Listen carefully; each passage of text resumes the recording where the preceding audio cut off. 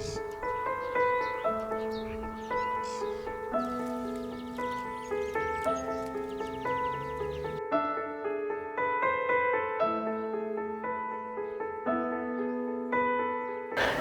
mina olen Margit ja ma olen kodulooja. Ja nagu näha, siis aias on juba päris palju söödavat kraami saada.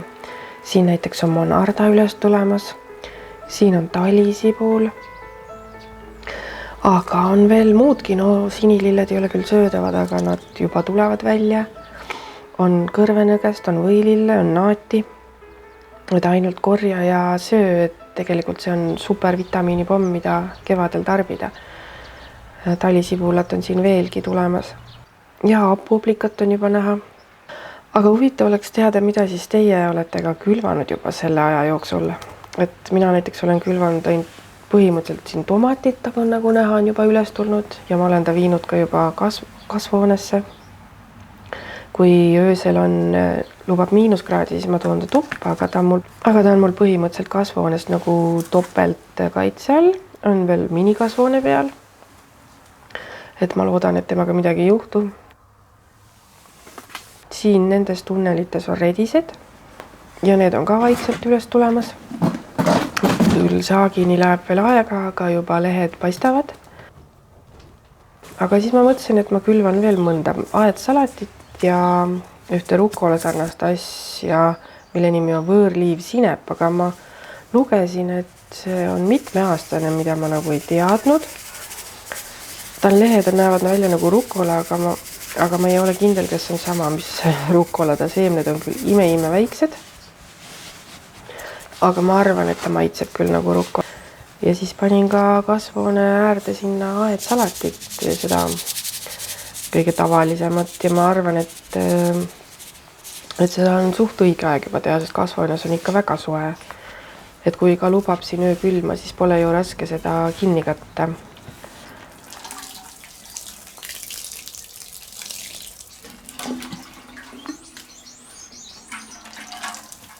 Seda redist on mul väga lihtne kasta, ma ei pea neid üles tõstma, neid kasvu tunneleid, sest seal on augud sees ja see vesi ilusti läheb sealt läbi. Sama nende väikeste kasvukuplitega. Ja siis kuna ma hiljuti ostsin valmis ka tippsipule, siis ma sorteerisin sealt välja need, mis olid juba kasvama läinud ja panin need ka potti, et talisipul on küll juba aias olemas, aga siis selle poti saab tõsta tuppa aknalaua peale ja võtta sealt kohe värsket, ilma et sa peaksid üldse õue nina pistma, nii et seda soovitan ka kõigil teha. Oleks võinud juba tegelikult tükk aega tagasi teha. Natukene vett peale ja ma arvan, et siin juba loetud päevade pärast on ta päris kõrge, sest sibul kasvab ju ruttu.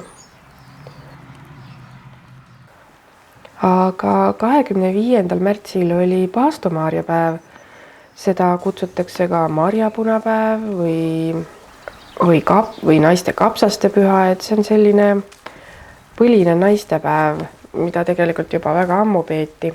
Ja meie külanaistega tähistasime seda nii, et me läksime jõe äärde, kus on meil kohalik allikas, et seal saaks päiksetõusu ajal oma nägu pesta, silmi pesta, allikast vett juua ja veel muudki teha, mida sel päeval tehakse. Üldiselt see päev on see, kus naised väga tööd teha ei tohiks. Et see on nagu selline suur naistepüha, aga tänapäeval see vist enam väga ei kehti. Et vähesed saavad lubada endale seda, et sel päeval üldse tööd ei tee. Sinna allikali rõudmine on see paras katsumus, seiklusrada täielik, kuidas seda jõe äärt mööda minna sinna, see ei ole väga kerge. Ja siis meil olid kaasas punased naturaalsed paelakesed villasest. Igaüks sai oma sooviga selle sobiva oksakese külge siduda ja loota, et see soovike täitub. Ilm oli sel päeval natuke selline sombune ja päikesekiirt me kahjuks väga, korraks tuli vist välja, aga väga ei näinud. Siis me sõime pannkooke, mida sel päeval tehakse. Enda tehtud. Ülepanni pannkooki või karaskit. Ma arvan, et võime ringile lasta üle pudeli ääre. Ma võtsi ei võtnud. No mis see on? see on ebaküdoonia naps. Ja jõime ka marjapunajooki. Väike oksake, okspuu küljest puu kasvab maast. Sääl ilusa metsa saare sees, kasvi ilusuibu õitses. Mis on siis seal see oksa peal? Üks väike leheke, leht oksa küljes, okspuu küljes puu kasvab maas. Sääl ilusa metsa saare sees, kasvi ilusuibu õitses. Mis on siis seal see lehe peal? Üks väike pesake. Pesa lehe peal, leht oksa küljes, okspuu küljes puu kasvab maas. Sääl ilusa metsa saare sees, kasvi ilusuibu õitses. Mis on siis seal see pesa sees? Üks väike munake.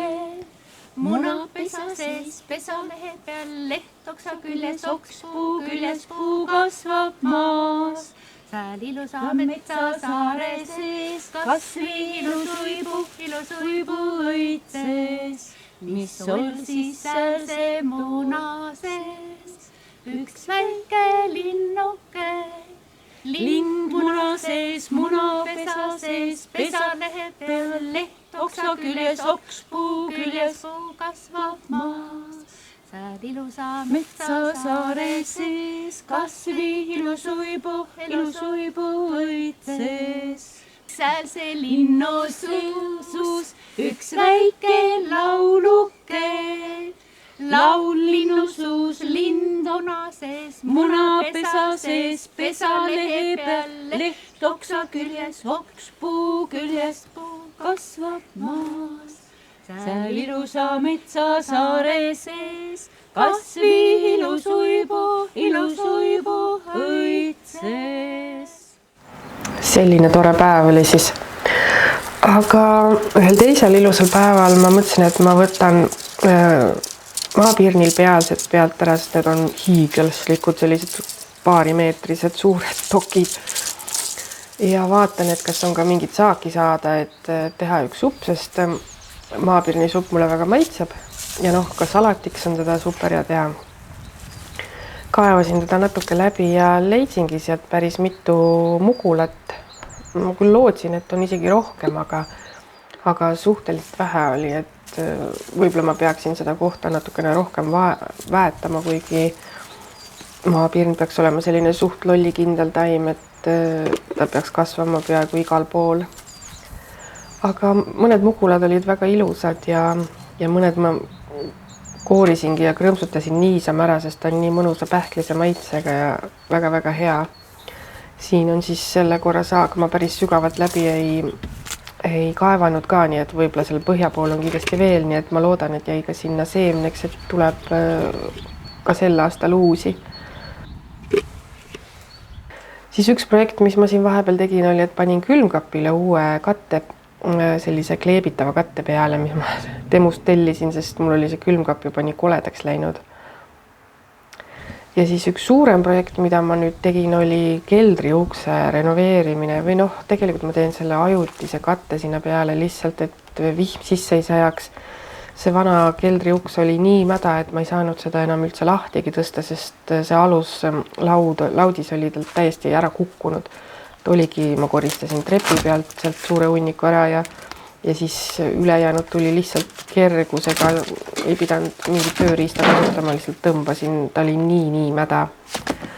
Aga mul oli nagu nii vaja selliseid mädant notte, sest mul on plaanis natukene kõrvitsa peenart laiendada ja siis ma tahan teha nagu permapeenra kohaselt, et panna sellised vanad mädant notid alla ja siis komposti peale ja nagu lehekõdu ja komposti peale.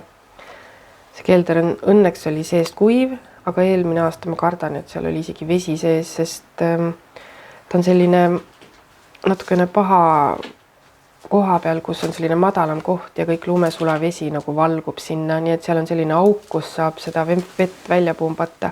seal oli üks surnud nälkes, nagu ma nägin. Et siin ma olen nüüd selle ukse juba siis ära lammutanud, see hunnik selle vanaraud. See hunnik läheb kõrvitsa peenrasse. Ja nüüd tuleb siis välja mõelda, kuidas sinna uus katte peale teha.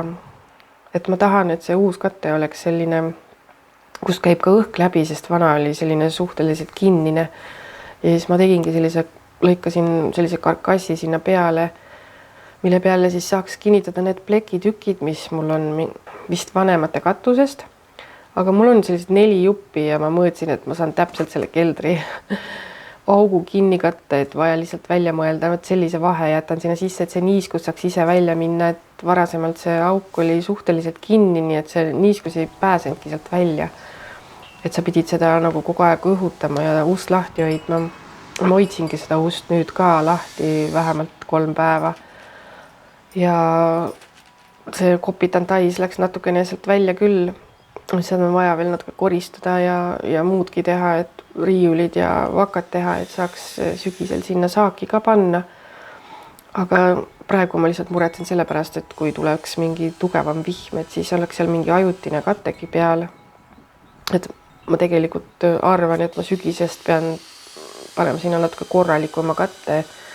Ma loodan, et ma saan selleks ajaks nagu suurema plekitüki ka, et see tükk oleks ikkagi ühes tükis, siis on nagu väiksem võimalus, et see tugevam vihm ka sealt nagu läbi ei lähe. Ja mu mõte oligi selline, et ma teen karkassi, mis on ülevalt poolt natukene kõrgem ja õhuavadega. Ja siis panen sinna peale mingi kile või midagi, aga siis mul tuli meelde, et ma sain ühest kohast vana kardina ruloo, mis taheti ära visata, siis ma mõtlesin, et mul on hea seda äkki kuskil kasutada. Ja siin oligi hea mõte panna see nüüd sinna alla, sest see on selline vihmakindel ruloo, paks nagu pimendav ruloo. Ja mõõtsin välja, pikkus oli ka täpselt servast serva, nii et pidin ainult natuke küljest maha lõikama, et väga täpse pikkusega oli.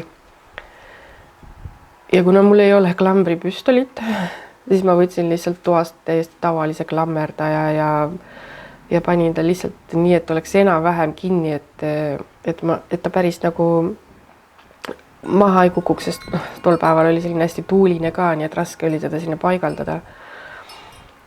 Ja see sai täiesti tavalise klambrilööjaga ka niimoodi panna, et ta jäi sinna kinni, et ma sain vähemalt selle pleki sinna peale lüüa.